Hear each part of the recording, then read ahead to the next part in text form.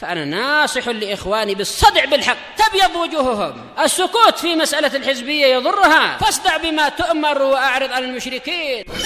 سلامي على دماج ورجالها والشيخ يحيى ودار العلم يا سعد بانيها. بسم الله الرحمن الرحيم.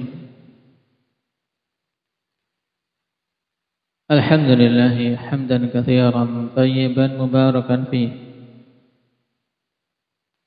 كما يحب ربنا ويرضى. أشهد أن لا إله إلا الله وحده لا شريك له، وأشهد أن محمدا عبده ورسوله صلى الله عليه وعلى آله وأصحابه ومن تبعهم بإحسان إلى يوم الدين. أما بعد،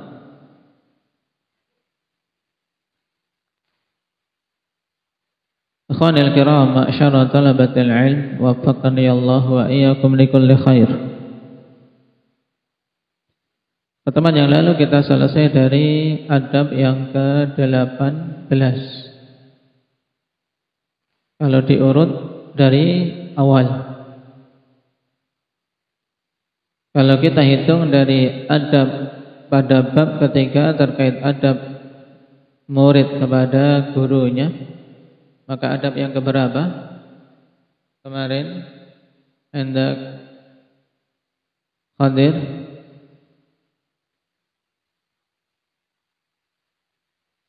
adab yang ke-1. Nah, dari adab pertama. Yang pada adab pertama ini intinya apa? Untuk adab ke-18 yang merupakan adab pertama pada pembahasan adab seorang penuntut ilmu terhadap gurunya. Inti dari adab ini apa? Hendak Abdurrahman. Nah, menjaga kehormatan syekh, menjaga kehormatan gurunya, dan dirinci dengan perincian yang sangat bagus, ikhwan. Saya mulai dari masalah bagaimana kita menghormatinya dengan pemuliaan yang syar'i. Kemudian bagusnya dalam mengikuti pelajaran, bagusnya dalam menyampaikan pertanyaan. Demikian pula adab dalam memanggil. Kemudian adab dalam mensikapi kekeliruan dan kesalahan yang muncul. Nah, ini semua perkara-perkara yang penting, kawan, untuk seorang penuntut ilmu jaga berkaitan dengan kehormatan gurunya. Baik, sekarang kita masuk pada adab yang ke-19, yang berarti itu adalah adab kedua untuk bab ketiga ini. Qala Syekh Bakar Abu Zaid rahimahullahu ta'ala,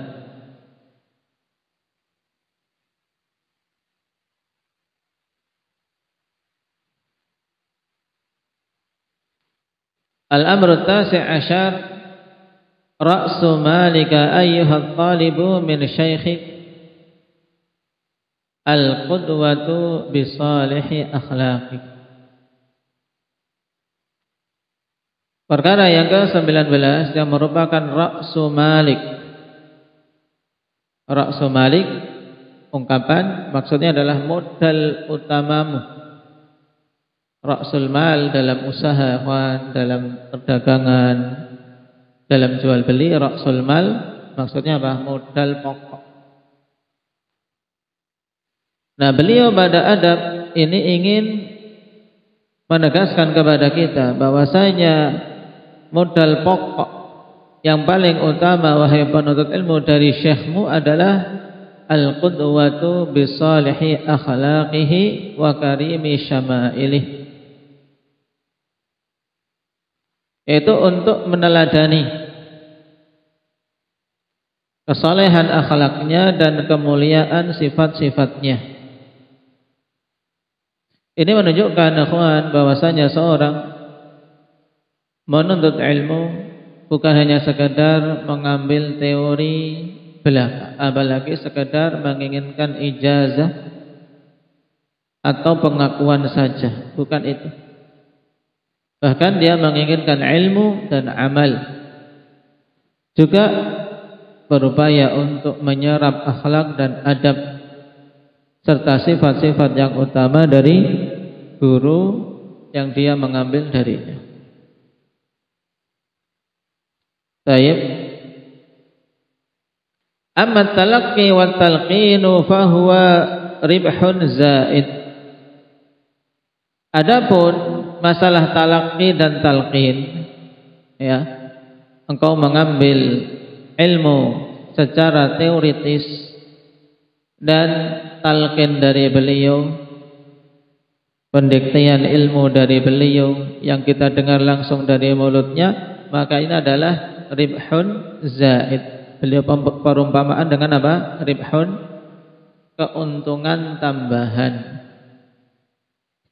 Jadi ibarat suatu jual beli ya kawan.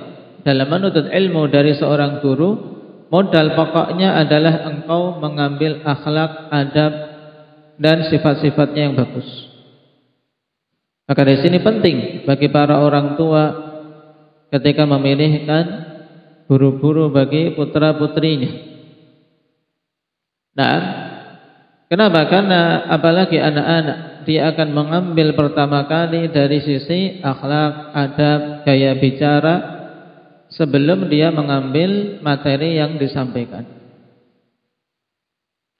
Nah, maka jangan sampai seorang terkecoh, terpesona hanya dengan teori atau banyaknya tulisan-tulisan tanpa melihat bagaimana tindak tanduk yang dilakukannya dalam keseharian. Bagaimana bermuamalah dengan manusia, karena manusia hidup butuh muamalah. Dan ketika interaksi ini, ketika bermuamalah dengan manusia ini, akhwan, di situ akan terlihat jati diri seseorang. Nah, mensikapi yang besar bagaimana, mensikapi yang lebih kecil bagaimana, mensikapi para ulama yang lebih berilmu bagaimana, mensikapi teman-teman sejawatnya bagaimana. Ini penting. Maka ini modal pokok untuk diambil, yaitu apa? Qudwah. Nah, keteladanan dari akhlaknya yang bagus dan sifat-sifatnya yang mulia. Adapun teori yang diambil, nah, itu ribhun zaid, yaitu keuntungan tambahan. Lakin la ya'khudhuka al-indifa'u min mahabbati syekhiki, nah, min mahabbati syekhika fataqa'u fi syana'ati min haitsu la tadri.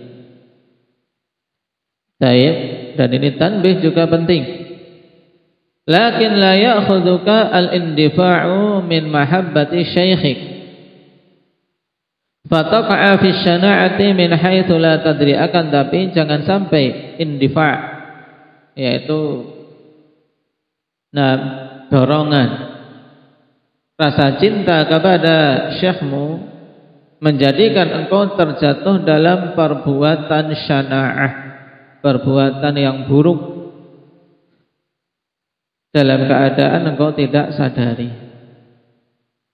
Nah,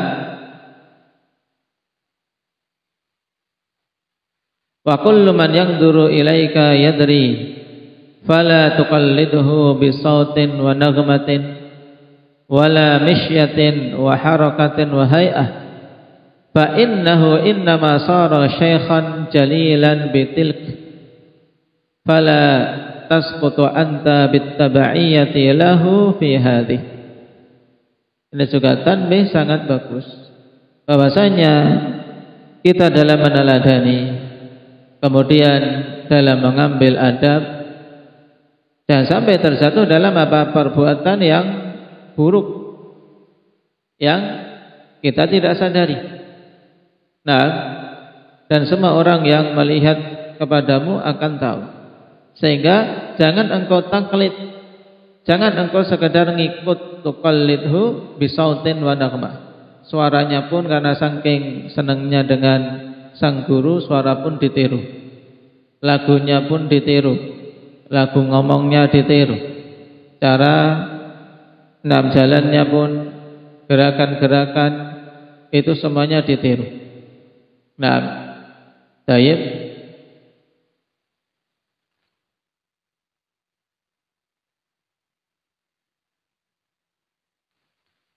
Sebab dia meyakini atau menyangka bahwasanya orang tersebut, guru tersebut menjadi syekh yang mulia karena hal-hal itu. Ini ditanbih oleh Syekh Bakar Abu Zaid untuk jangan sampai tingkatan seperti ini ketika meneladani. Karena ada sifat karam, sifat utama, sifat semangat dalam ibadah, sifat bagus dalam bermuamalah. Ini sifat-sifat utama yang ditiru. Adapun sekedar gaya jalan, kemudian metode cara bersuara dan seterusnya, ini tidak perlu. Sehingga jangan sampai engkau jatuh dalam apa? Tabaiyah lahu fi hadhi. Jangan sampai engkau jatuh dalam apa? Mengikuti gurumu dalam hal ini. Ya. Cuma sekedar ngikut sampai tingkatan seperti itu. Baik, kita baca keterangan Syekh bin Utsaimin rahimahullahu taala terkait adab yang ke-19 ini. Al-qudwatu bi salihi akhlaqihi wa karimi syama'ilihi hadza min ahammi ma yakun. Yaitu meneladani akhlak yang saleh dan sifat-sifat yang mulia ini termasuk di antara perkara yang paling penting.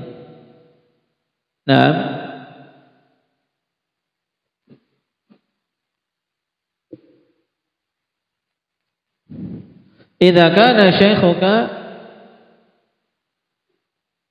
ala janibin kabirin minal akhlaqil fadilati wa syama'il thayyibah. Ini apabila gurumu memiliki bagian yang besar yang berupa akhlak-akhlak yang utama dan sifat-sifat yang bagus. Fahuna ij'alhu qudwatan lak. Maka di sini jadikan dia sebagai teladan untukmu. Lakin qad yakunu syaikhu ala khilafi dzalika aw 'indahu naqsun fi dzalik. Akan tapi terkadang seorang syekh berbeda dengan apa yang engkau atau yang dibicarakan di awal tadi, di mana dia memiliki kekurangan dalam hal tersebut. Maka fala taqtadi bihi fi hadza. Wala taqul idza sara syaikhuka indahu khuluqun sayyi faqtadaita bihi. Jika akhlaknya jelek maka jangan kau teladani. Jangan sampai engkau mengatakan kalau dia sudah menjadi syekhmu berarti semuanya diikuti walaupun pada akhlak-akhlak yang buruk. Ini salah. Dengan beralasan taqul hakadha kana syaikhi mathalan. Demikian syekhku dulu. Aku nyontoh beliau saja padahal dia tahu itu perkara yang buruk. Li'anna syaikha yakunu qudwatan bimadza bil akhlaqil fadilati wasyama'il thayyibah. Kadzalika anta. Dikarenakan syekh bisa menjadi teladan itu dengan apa? Dengan akhlak yang utama dan sifat-sifat yang mulia. Demikian pula engkau ambil sifat-sifat tersebut. Baik. Amma talaqi wa talqin fa huwa ribhun zaid. Ini menurut Syekh Bakar Abu Zaid. Adapun talaqin dan talqin itu adalah keuntungan tambahan. Baik. Kemudian Syekh bin Utsaimin rahimahullahu taala menimpali. Baik. Al-waqi' anna talaqi wa talqin huwa al-aslu li anna at-tilmidha lamma ya'ti li syaikhi min ajli an yata'allama minhu al-akhlaqa faqat bal min ajli an yata'allama al-ilma awalan thumma al-akhlaqu thumma al-akhlaqa thaniyan. Fa fil haqiqati anna at-talaqqi wa talqin amrun maqsudun kama anna al-iqtida'a bihi fi akhlaqihi amrun maqsudun aidha. Ya, Syekh Ibnu Utsaimin menimpali pada faktanya, ya, bagi setiap penuntut ilmu ketika datang ke markis-markis ilmu ingin belajar kepada seorang guru.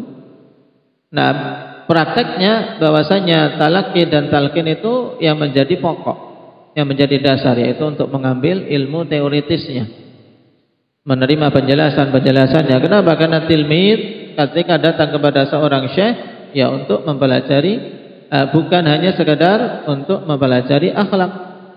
Nah, baik. Tapi demi mempelajari ilmu pertama kali, kemudian baru akhlak yang kedua. Fa fil haqiqati anna talaqqi wa talqin amrun maqsudun kama anna al-iqtida'a bihi fi akhlaqihi amrun maqsudun aidha. Berarti hakikatnya kedua-duanya apa? Perkara yang dimaksudkan, yaitu mengambil ilmu teori dan juga mengambil akhlak. Baik. Walihada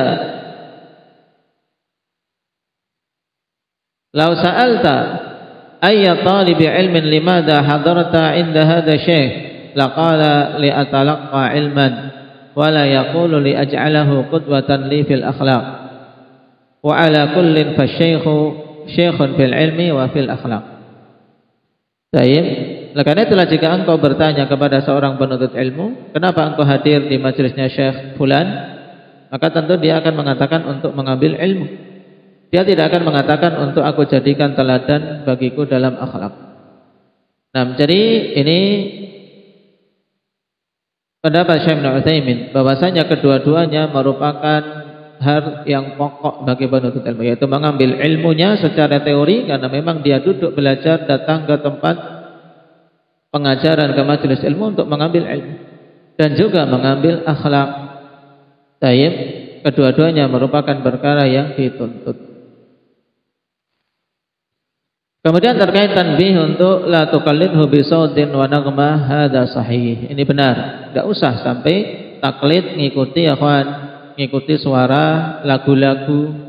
Nah, kenapa? Li'anna ba'dhan nasi yamlikuhu al-hubbu li syaikhihi aw li ghairihi minan nas hatta yabda'a bi taqlidi sautihi wa naghmatihi.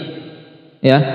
Sampai-sampai ya, karena sebagian manusia, karena terdorong oleh rasa cinta kepada gurunya atau yang lainnya dari manusia, kemudian dia memulai dengan mengikuti suaranya, gayanya, suaranya diikuti, demikian pula lagunya, baik lagu dalam membaca, lagu dalam berbicara, ini diikuti.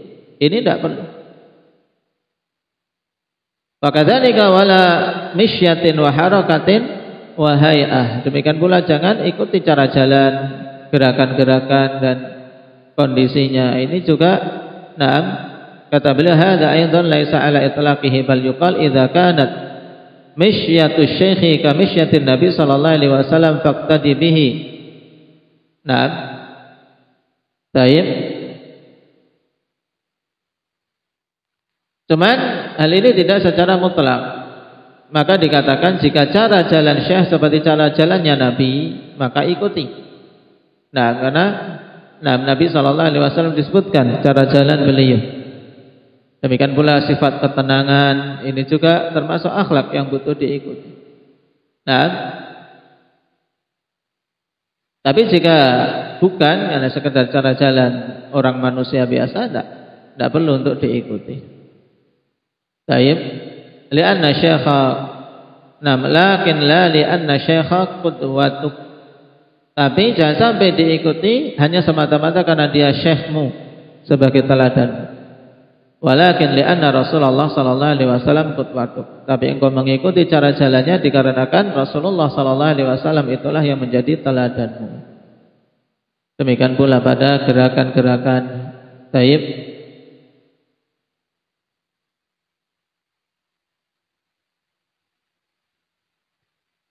Nah, kemudian beliau sebutkan di antara gerakan yang tidak disukai Seperti misalnya pada sebagian orang ketika mau berbicara, tubuhnya melenggak-lenggok, gerak ke sana kemari. Nah, ini tidak perlu diikuti. Kemudian juga sebagaimana tanbih Syekhuna Yahya hafizahullah taala ketika menyampaikan muhadharah, tangannya ke sana kemari. Nah, ngomong sambil tangan ke sana kemari, gerak. Terlalu banyak gerakan dengan tangan-tangan dalam khutbah, dalam muhadharah, maka ini juga tidak perlu diikuti. Tapi sekali untuk menegaskan, mengisyaratkan satu hal, maka itu datang dari Nabi sallallahu alaihi wasallam. Nah, dengan isyarat.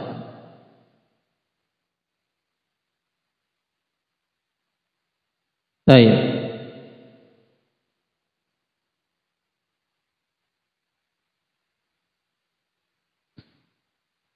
Berarti inti pada adab ke-19 ini, akhwan, intinya bahwasanya seorang penuntut ilmu selain mengambil ilmu teoritis, juga jangan sampai luput untuk mengambil keteladanan dari sisi akhlak dan sifat-sifatnya yang mulia. Adapun hal-hal yang berkaitan dengan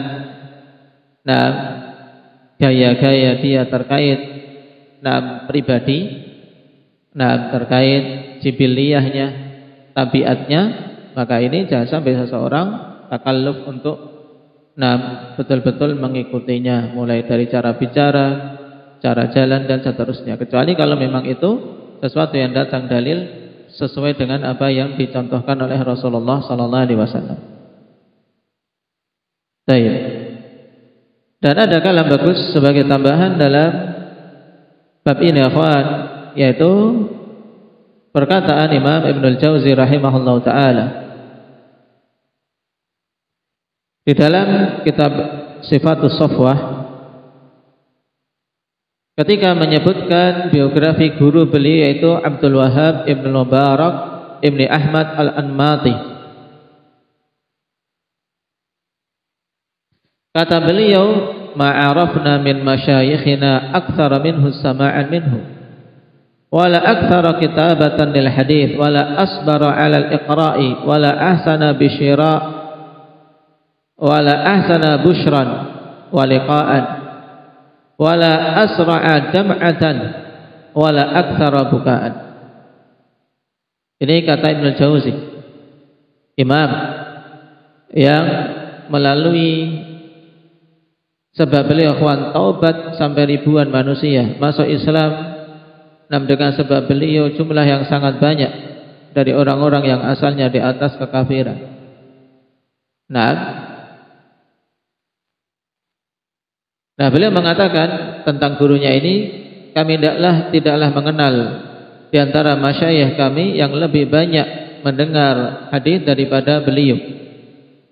Dan tidak ada yang lebih banyak menulis hadis daripada beliau, serta tidak ada yang lebih sabar untuk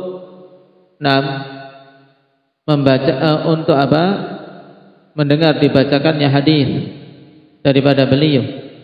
Dan tidak ada yang lebih bagus dalam memberikan kabar gembira dan pertemuan melebihi beliau. Dan tidak ada yang lebih cepat meneteskan air mata daripada beliau. Tidak ada yang lebih banyak menangisnya daripada beliau. Walaqad kuntu aqra'u 'alaihi al-haditsa fi zamanis sabah walam aduk ba'du ta'mal ilmi. Dan adalah dulu aku membaca di sisi beliau hadis di waktu masih belia. Ini Ibnu Jauzi mengisahkan ketika belajar masih muda. Walam aduk ba'du ta'mal ilmi, dan saat itu aku belum merasakan rasanya ilmu, belum mencicipi rasanya ilmu. Tapi hanya melihat dari akhlak gurunya. Fakana yabki bukaan muttasilan wa kana dzalikal buka'u ya'malu fi qalbi. Dan adalah beliau dulu menangis dengan tangisan yang berkelanjutan. Dan tangisan tersebut ternyata memiliki pengaruh di hatiku. Wa aqulu ma yabki hadza hakadha illa li amrin 'azim. Fastafattu bi bukaihi ma lam astafid bi riwayatihi. Karena dulu belum paham ilmu, belum paham teorinya bagaimana, belum paham makna mungkin, belum merasakan lezatnya ilmu, tapi melihat akhlak gurunya, tangisan gurunya ini. Taib, ketika gurunya banyak menangis karena Allah. Nah, taib akhirnya apa? Menimbulkan di hati Ibnul Jauzi rahimahullah ta'ala efek positif. Maka aku katakan tidaklah beliau ini menangis seperti ini kecuali karena suatu perkara besar. Belum tahu sebabnya apa menangis, tapi dia yakin tidak akan menangis seperti itu kecuali untuk suatu perkara yang besar. Nah, syahidnya akhwan di kalimat terakhir, fastafattu bi bukaihi ma lam astafid bi riwayati. Maka aku bisa mengambil faedah dengan tangisan beliau itu, faedah yang besar yang aku tidak bisa mengambilnya dari riwayat-riwayat yang beliau sampaikan. Nah, makanya khutbah merupakan perkara yang penting untuk kita melihat sisi ini dari masyayikh, dari para ulama kita. Makanya di situ akhwan kita membaca kitab-kitab biografi penting. Biografi dari ulama-ulama yang telah wafat di atas keistiqomahan, untuk kita bisa mengambil keteladanan dari mereka. Baik, nasallallahu azza wa jalla ayyuwaffiqana lima yuhibbuhu wa yardah, walhamdulillahirabbil alamin.